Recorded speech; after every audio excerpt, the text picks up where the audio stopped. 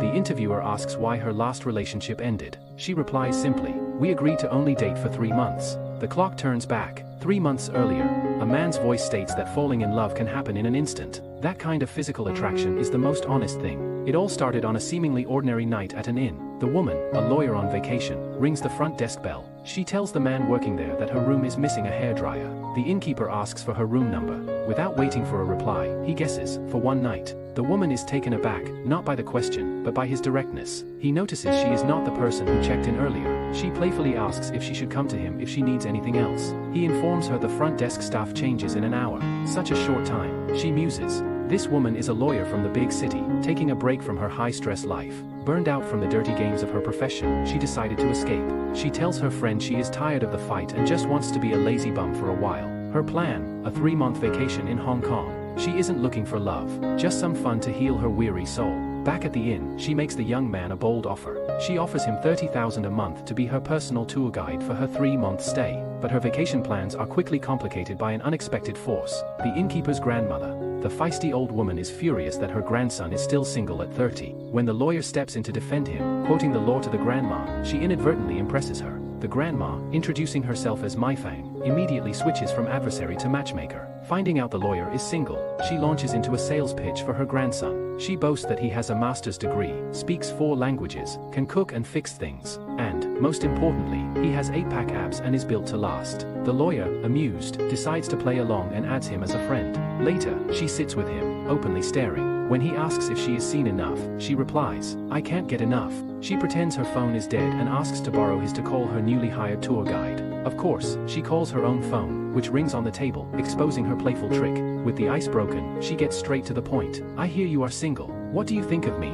He notes that she is quite forward. "So, what is the next step?" he asks. "The next step," she says with a confident smile, "is that we officially begin." On a rooftop overlooking the city, she finally gets him to ask what she likes about him. She likes his face, the way he speaks Cantonese, and she is very curious about those abs his grandma mentioned. He tells her to find out for herself, pulling her hand to his stomach. As they get closer, he whispers that her ears are red. "Don't flirt, if you get shy so easily," he teases. But he has a question that cuts through the banter. How long is she staying? He admits her answer will affect his decision. He then rejects her offer, stating he refuses to be a temporary diversion for a traveler. He doesn't do flings with people who are just passing through. His aversion to temporary connections is rooted in his past. His own mother was a traveler who left him behind. He explains his philosophy using an analogy his grandmother taught him. Good things, like her sweet soup, take time and slow cooking to be truly good. He doesn't like the fast food approach to life or love. The lawyer reflects on this. She knows that in this era of instant gratification, old-fashioned, gentle love is rare. Just then, the weather turns. It is about to rain.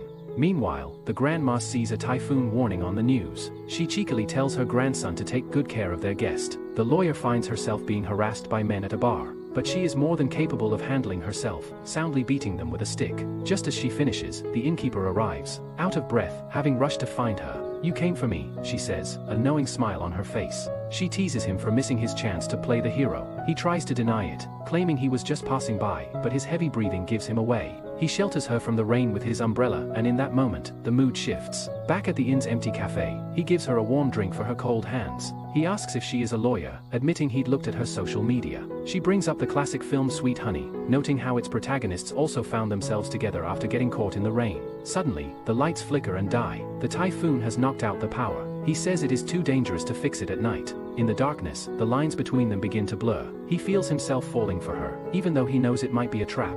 They kiss, but she pulls away to tease him, saying his technique is just average. "Do you want to continue?" he asks, both of them aware of the risk. Letting go requires more courage than following the rules. She decides to take the gamble. Then she asks a practical question. "Do you have a condom?" To her shock, he produces not just protection, but a recent clean health report. She accuses him of being a seasoned player. He clarifies the items belonged to a friend, and the report was from when he took his grandma for a check-up the day before. The game stops. He asks her one last time if this is what she wants. For an adult, the real test is knowing you can indulge, but choosing to stay clear-headed. He decides to bet his genuine heart against her game. The next morning, she wakes up in bed next to him. On the phone with her friend, she downplays the night. Her friend asks if he'll expect her to be responsible, since she is leaving eventually and doesn't do long distance. The man, sitting on the bed, listens as she puts up her wall. She describes the night as nothing more than two lonely people sharing a meal during a storm. He understands. They both have their principles. Last night was just an accident. Just then, the power comes back on, ending the blackout period. As she prepares to leave, her inner voice admits the truth. He was never part of her travel plan, but now, it is undeniably him that she wants.